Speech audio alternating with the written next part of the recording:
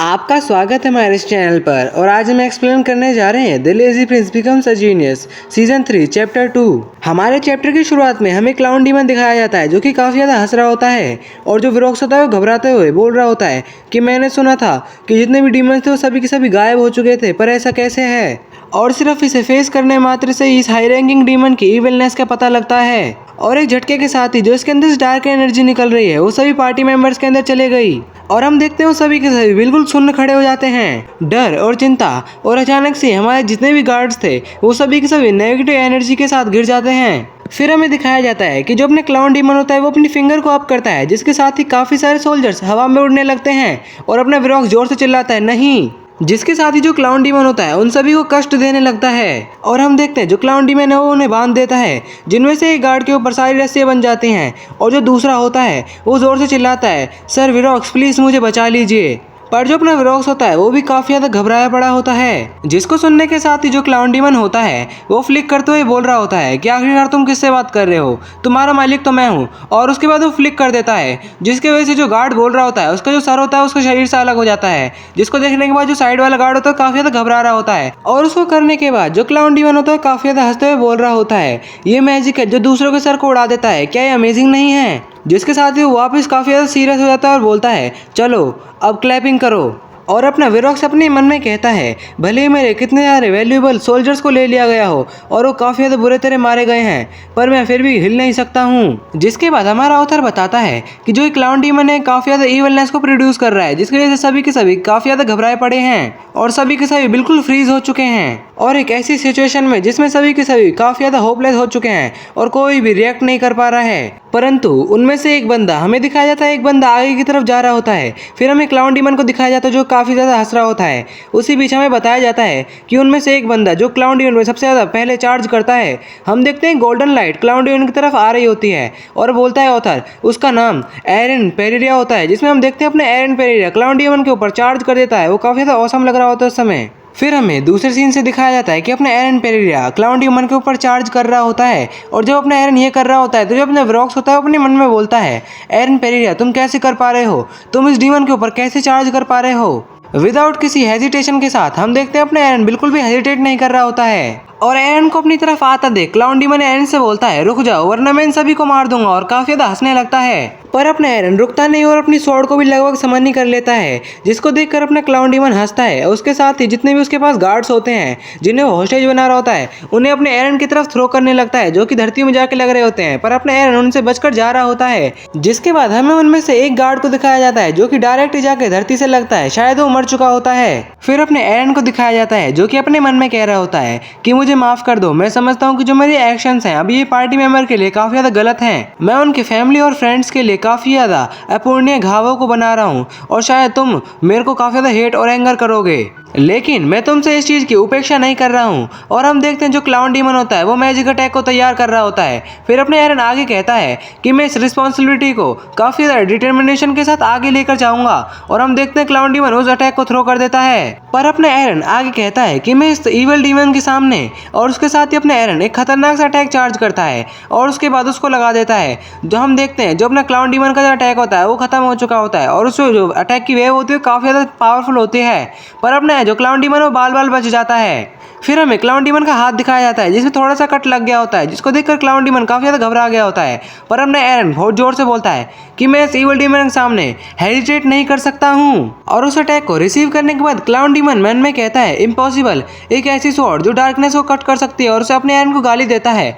फिर वो कहता है कि जैसी तुम्हारी इच्छा, अब मैं इन सभी को मार दूंगा। और जब अपने एरन क्लाउन डीमन की तरफ बढ़ रहा होता है तो वो पीछे मुड़कर देखता है कि जो गार्ड्स होते हैं उनके ऊपर एक पोर्टल अपीयर होता है जिसमें से काफी ज्यादा स्पाइक्स निकल रहे होते हैं और वो गार्ड्स के ऊपर ही जाके लगने वाले होते हैं, और गार्ड्स ज्यादा रोकर बोल रहे होते हैं कि प्लीज हमें सेव कर लो।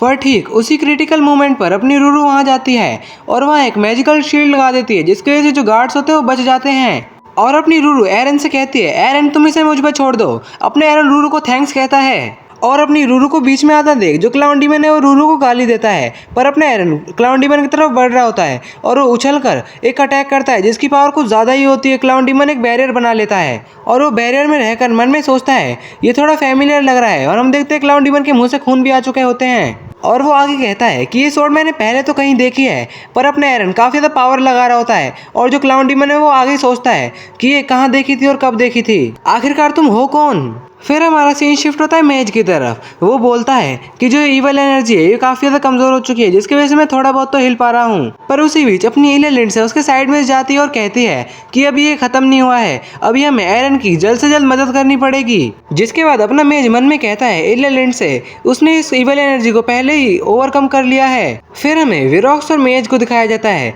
जो कि काफ़ी ज़्यादा पावर लगा रहे होते हैं ताकि वो इस इवल एनर्जी को ओवरकम कर सकें। और दूसरी तरफ जो अपना एरन होता है वो अब भी अपने क्लाउन डीमन के बैरियर पे काफ़ी ज़्यादा पावरफुल अटैक कर रहा होता है, जिसकी वेव काफ़ी ज़्यादा पावरफुल दिख रही होती हैं।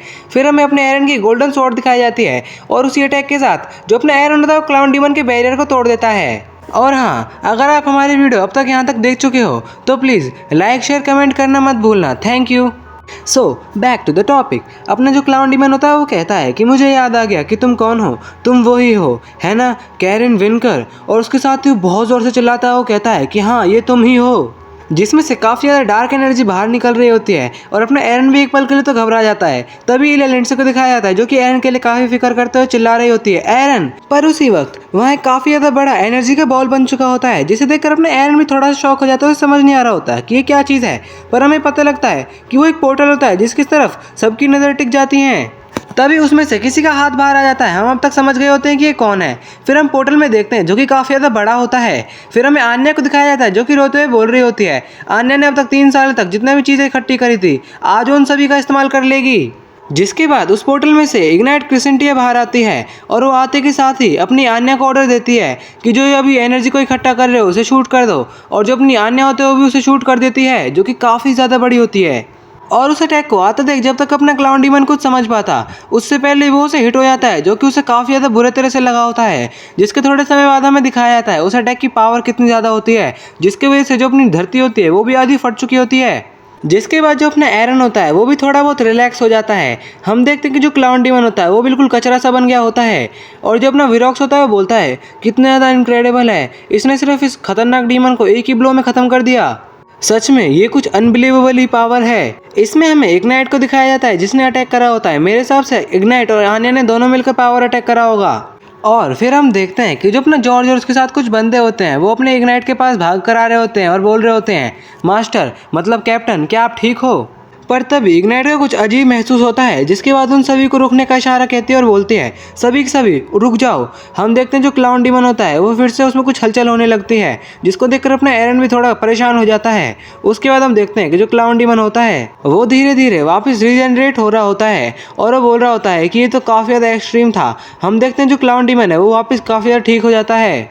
जिसके बाद जो क्लाउन डीमन होता है वो उन सभी को मुस्कुराकर देख रहा होता है। उसी वक्त इग्नाइट जोर से बोलती है ये बहुत ज़्यादा डेंजरस है, इसलिए सभी के सभी पीछे हो जाओ। और वो आगे बढ़ रही होती है, पर जो अपने एरन होता है वो भी उसके साथ ही बढ़ रहा होता है। हम देखते हैं कि जो क्लाउन डीमन होता है वो काफ़ी ज़्यादा डार्क एनर्जी को इकट्ठा कर रहा होता है और वो उन सभी एनर्जी के बिल्कुल सेंटर में खड़ा होता है। और क्लाउन डीमन के हाथ में एक पत्थर होता है जिसे वो जैसे ही तोड़ता है उसके साथ ही वहाँ एक काफ़ी ज़्यादा डार्क बबल बन जाता है, जिसकी एक्सट्रीम पावर को अपने इग्नाइट और एरन भी महसूस कर पा रहे होते हैं कि कितना ज़्यादा डार्कनेस से भरा हुआ है। और जो बाकी बंदे होते हैं उनको भी काफ़ी ज़्यादा सफ़र करना पड़ रहा होता है। पर तभी हमारा सीन शिफ्ट होता है और एक बंदे के पैर की तरफ दिखाया जाता है। हम देखते हैं कि वो अपना कैरन विनकर होता है जो कि उसी अंधेरे में फंसा हुआ होता है और वो अपने मन में सोच रहा होता है कि आखिरकार ये क्या जगह है, मैं यहाँ कुछ भी नहीं देख पा रहा हूँ और कितना समय अब तक बीत चुका है। मुझे याद है कि मैं एक डीमन का पीछा कर रहा था। पर उसी वक्त वहाँ एक लाइट दिखाई जाती है और उस लाइट को देखकर अपना कैरन विनकर बोलता है आखिरकार ये क्या लाइट है। उस लाइट में से फिर अपना एरन आता है, जिसके साथ ही अपने कैरन विनकर से बोलता है कैरन विनकर। और एरन को देखकर अपना कैरन विनकर बोलता है आखिरकार तुम कौन हो और तुम्हें मेरा नाम कैसे पता है। जिसके जवाब में अपना एरन कहता है कि मैंने अपने किसी दोस्त की मदद ली थी जिससे कि मैं अपने पास्ट लाइफ की मेमोरीज को देख पाऊँ, और उस पर काफ़ी ज़्यादा मुश्किल होगा बिलीव करना कि तुम मेरे पास्ट लाइफ की ज़िंदगी हो। और प्रीवियस लाइफ के बारे में सुनकर अपना कैरन विनकर बिल्कुल शॉक हो चुका होता है। उसे कुछ समझ नहीं आ रहा होता और बोलता है कि इस केस में मैं मर चुका होऊंगा। और उसके जवाब में अपना एरन कुछ भी नहीं कह रहा होता। तो जो अपना कैरन विनकर होता है वो भी अपने एरन को देखकर बिल्कुल शांत खड़ा होता है। पर तभी वो कहता है कि मैं काफ़ी ज़्यादा लंबे समय से दुनिया भर में घूम रहा था, पर अचानक से ही मुझे सब कुछ दिखना बंद हो गया। और वो आगे कहता है कि जिस विलेज में मैं रहता था, जिस कासल में, जिस सिटी में, और साथ ही मेरा होम टाउन गास्को, और उसके जवाब में अपना एरन बोलता है कि जो तुम्हारा होम टाउन है वो सैकड़ों वर्ष पहले ही डिसअपियर हो चुका है। साथ ही तुम्हारी फैमिली, तुम्हारे लोग, यहाँ तक कि तुम्हारे डिसेंडेंट भी सब जा चुके हैं। और उसके साथ अपना एरन अपने कैरेन विनकर की तरफ हाथ आगे बढ़ा रहा होता है।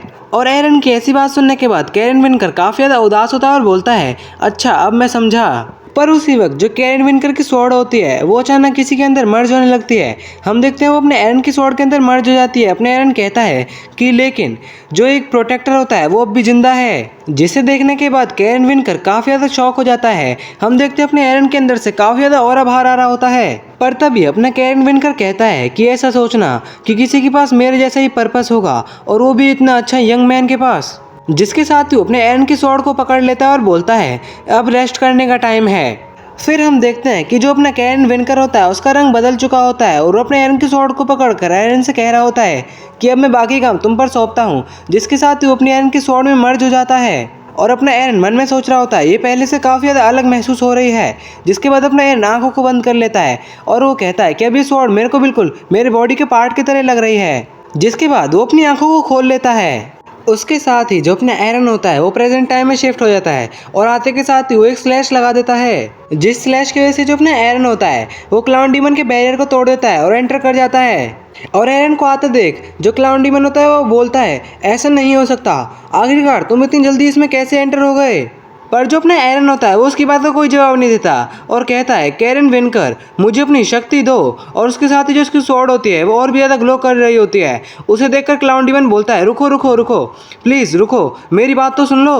फिर अपना एरन कहता है मुझे तुम्हारी स्टोरी सुनने में कोई ज़्यादा इंटरेस्ट नहीं है। पर अपना जो क्लाउन डीमन होता है वो हंसते हुए बोल रहा होता है कि जितने भी तुम्हारे साथी हैं वो सभी के सभी मेरे अंदर सील हैं, और क्या तुम उन्हें बचाना नहीं चाहते हो। तुम्हारे मेरे खिलाफ जीतने के इतने ज़्यादा हाई चांसेस नहीं हैं, और अगर तुम मेरे से हार गए तो तुम्हारे जितने भी साथी हैं वो सभी के सभी सील हो जाएंगे मेरे अंदर।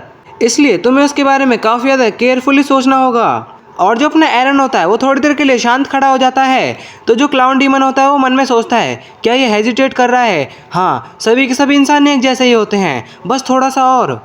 पर तभी अपना एरन कहता है क्या अगर तुम समय को बचा लोगे तो क्या उससे तुम्हें बेनिफिट मिलेगा। जिसे सुनने के बाद जो अपना क्लाउन डीमन होता है वो काफ़ी ज़्यादा शॉक हो जाता है और बोलता है आखिरकार तुम्हें ये कैसे पता लगा। अपना एरन आगे कहता है मैं देख रहा हूँ कि तुम अब भी उन्हीं बेकार से मेथडों का इस्तेमाल कर रहे हो, पर ये मेरे पे काम नहीं करेंगे। और अपनी चाल को खराब जाता देख जो क्लाउन डीमन हो काफ़ी ज़्यादा परेशान हो जाता है। पर उसी बीच वहाँ एक और कट लगता है जिसमें से अपनी इग्नाइट निकलती है। और इग्नाइट को देखकर जो क्लाउन डीमन हो काफ़ी ज़्यादा शॉक हो जाता है और बोलता है अब ये वूमेन भी यहाँ आ गई। और अपनी इग्नाइट एरन से बोलती है तुम एरन पेरेरिया हो ना, आखिरकार तुम कितनी देर से यहाँ हो। अपना एरन कोई भी जवाब नहीं दे रहा होता है तो वो गुस्सा हो जाती है और बोलती है बोलो आखिरकार तुम इस डीमन के पास मेरे से पहले कैसे पहुँच गए।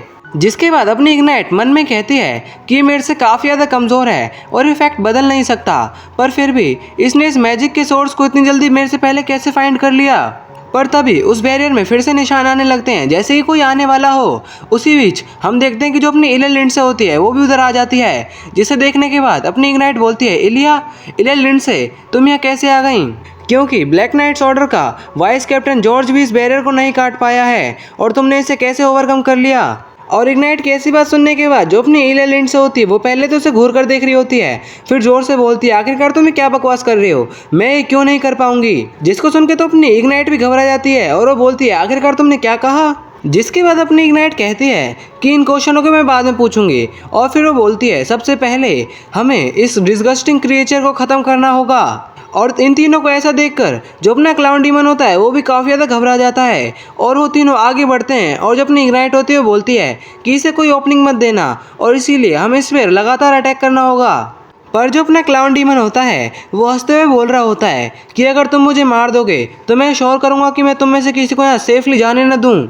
जिसके बाद हम देखते हैं कि क्लाउन डीमन काफ़ी ज़ोर से चिल्लाने लगता है और अपनी पावर को निकालने लगता है। और फिर वो अपने चेहरे पर अटैक करता है और बोलता है तुम सभी को।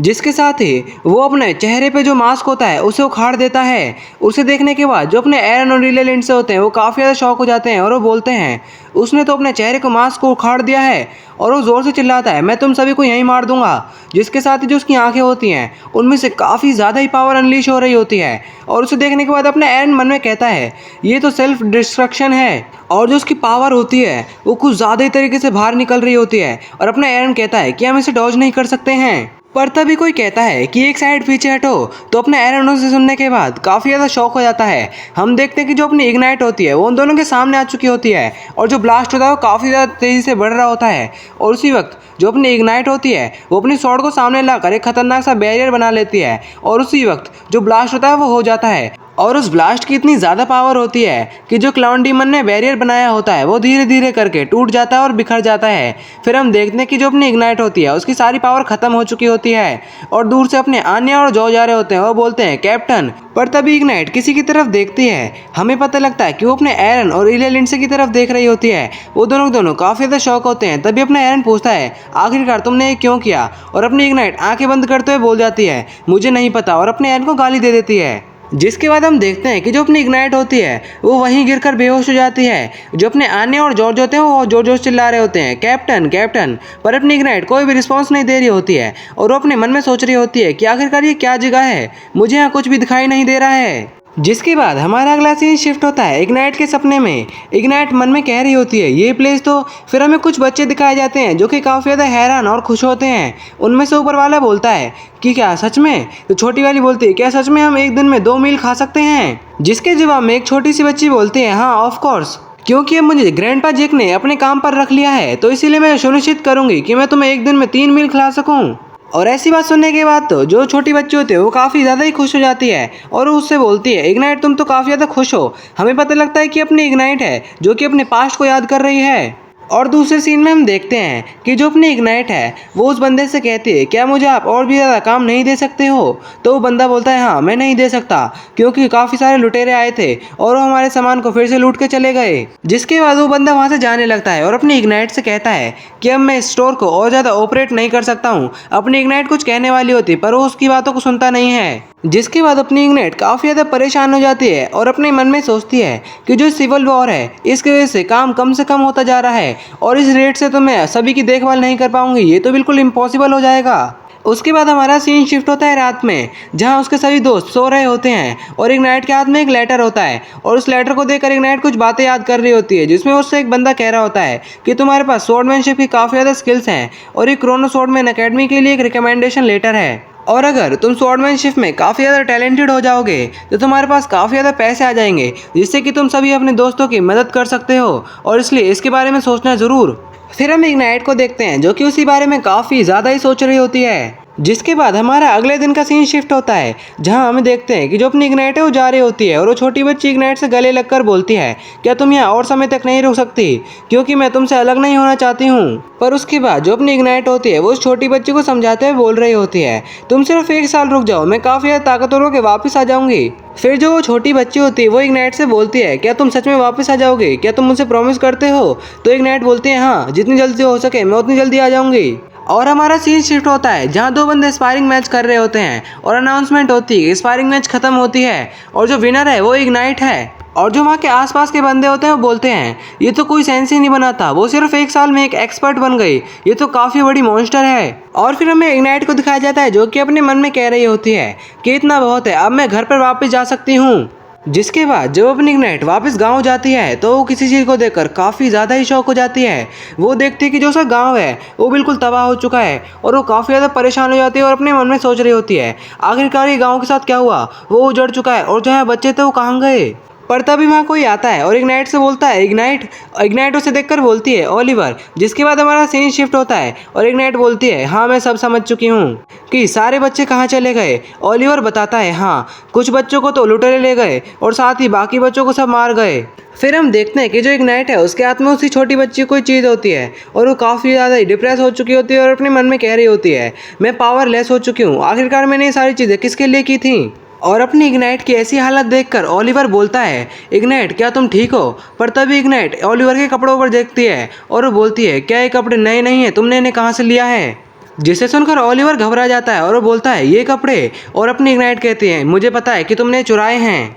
और ओलिवर के साथ जो बाकी 2 बंदे आए होते हैं वो बिल्कुल शांत खड़े होकर उन दोनों को देख रहे होते हैं। और फिर अपना ओलिवर कहता है कि सरवाइव करने के लिए मेरे पास कोई चॉइस नहीं बची थी। तो अपनी इग्नाइट बोलती है हाँ मैं समझती हूँ।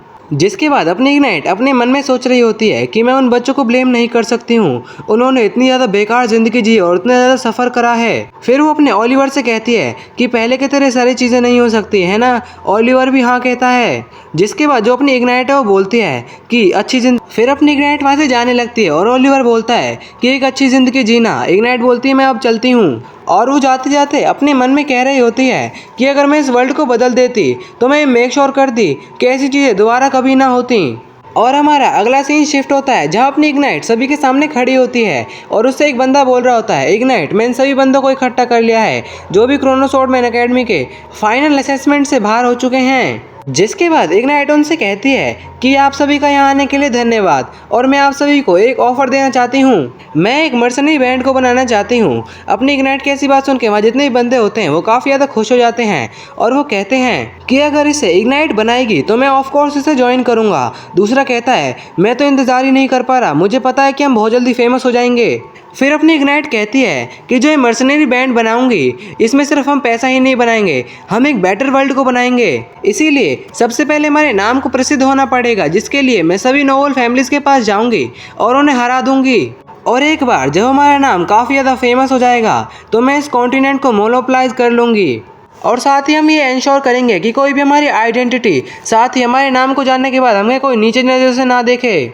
और इसी इनक्रेडिबल इन्फ्लुएंस से हम इस दुनिया को बदल देंगे। जिसके बाद हमारा अगला सीन शिफ्ट होता है। एक बंदा अपनी इग्नाइट से कहता है कैप्टन मुझे माफ़ कर दीजिए, मैं इस चीज़ के खिलाफ हूँ क्योंकि अगर हम होली किंगडम के अंदर आ गए तो हमें सारे राइट्स खो देंगे और उसके साथ ही हमें काफ़ी सारे टास्क मिलेंगे। हॉनर मुझे नहीं चाहिए, जो मेरे पास अभी है मैं उसी में खुश हूँ और मैं आपके जो ग्रैंड ड्रीम्स हैं उनको समझता हूँ, पर मेरी जो एबिलिटीज़ हैं वो इतनी में ही ख़त्म हो जाती हैं। जिसे सुनने के बाद अपनी इग्नाइट कहती है अच्छा ऐसी बात है तो कितने बंदे इसे डिसएग्री करते हैं। तो वो बंदा अपने नीचे नजरें करके बोलता है लगभग हर कोई। फिर अपनी इग्नाइट कहती है अच्छा ऐसा है तो मुझे लगता है मुझे अकेले ही जाना पड़ेगा। और वो जाते जाते कहती है कि एक अच्छी ज़िंदगी जीना। और जब अपनी इग्नाइट जा रही होती है तो अपने मन में कह रही होती है कि मैं उन बंदों से हेट नहीं करती जो कि वर्तमान से अभी संतुष्ट हैं, क्योंकि मेरे पास इतनी शक्ति है कि मैं अकेले ही पूरी दुनिया को बदल सकती हूँ। तो इसीलिए मुझे किसी और पर निर्भर रहने की ज़रूरत ही नहीं है। मुझे सिर्फ ये श्योर करना है कि जो भी मैं काम कर रही हूँ वो अच्छे से हो रहा हो। और हमारा अगला सीन शिफ्ट होता है जहाँ अपना जॉर्ज इग्नाइट से कह रहा होता है कैप्टन क्या मैं आपको ज्वाइन कर सकता हूँ। आन्या बोलती है मैं भी। आन्या भी करेगी आपको ज्वाइन। अपनी इग्नाइट कहती है अगर तुम चाहते हो तो कर लो। और अपनी इग्नाइट का ऐसा बिहेवियर देखकर जो अपना जॉर्ज है वो बोलता है कितना ज़्यादा कोल्ड है। अपनी आन्या बोलती है मैं काफ़ी ज़्यादा खुश हूँ क्योंकि जो मेरी कप्तान है वो काफ़ी ज़्यादा कोल्ड है। और अपनी इग्नाइट मन में सोच रही होती है कि खुश होने वाली कोई बात नहीं है, मुझे पता है कि जब तुम थक जाओगे तो तुम भी चले जाओगे और इसीलिए मुझे अकेले रहना सीखना होगा। इसी के साथ जो ये चैप्टर है वो यहीं एंड होता है। आपका काफ़ी ज़्यादा शुक्रिया और हाँ मेक श्योर करना कि आप लाइक सब्सक्राइब और कमेंट करना ना भूलें। बाय।